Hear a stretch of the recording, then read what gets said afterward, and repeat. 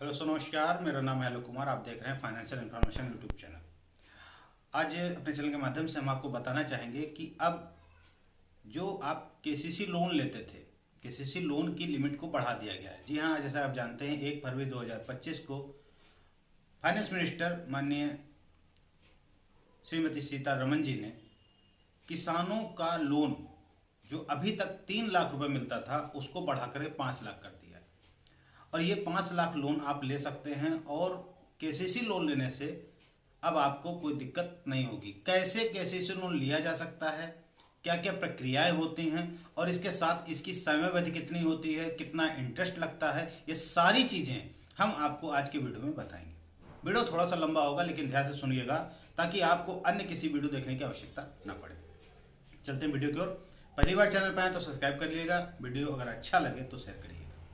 KCC loan लेने के सर्वप्रथम हमको अपने बैंक से संपर्क करना पड़ता है। जो आपके निकटतम बैंक हो उससे आप संपर्क कर सकते हैं और वहां जाकर अपने डायरेक्ट जो फील्ड ऑफिसर होता है या डायरेक्ट मैनेजर से आप बात करें कि हमको केसीसी लोन लेना है या केसीसी कार्ड बनाना है। देखिए, कार्ड अलग होता है, लोन अलग होता है, ठीक है। केसीसी कार्ड जो होता है उसमें आपको ब्याज मुक्त 6 महीने के लिए पैसा मिलता है और जो लोन होता है उस पर आप जिस महीने से लोन लेते हैं उसी महीने से आपका ब्याज इंटरेस्ट शुरू हो जाता है।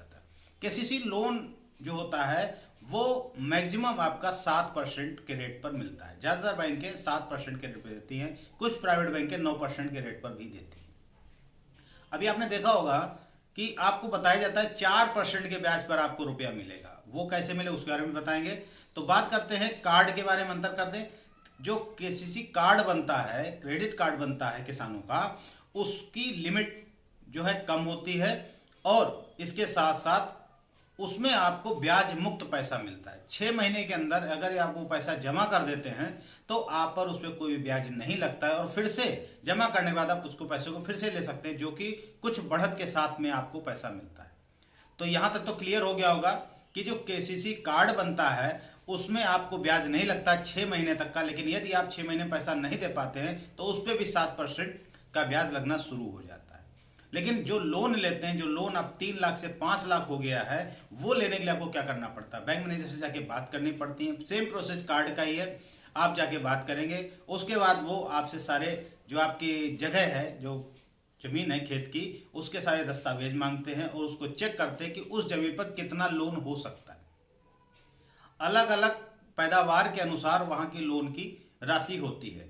फिलहाल आपको बता दें, जितना लोन आपके वर्तमान जमीन का जो पैसा होता है उस पैसे पर 70 से 80% का ही ब्याज आपको लोन मिल पाता है। यानी कि यदि मान लिया आपका एक बीघा का जो जमीन का रेट है वो 20 लाख रुपया है, तो वहां पर अगर आप उसको लोन के लिए रखेंगे तो आपको 14 से 16 लाख रुपए ही मिलेगा। यह तो आपको कंफर्म है कि किसी भी संपत्ति के एवज में जो आपको लोन बैंक देती है वो लगभग 70% 80% तक ही देती, इससे ज़्यादा नहीं देती।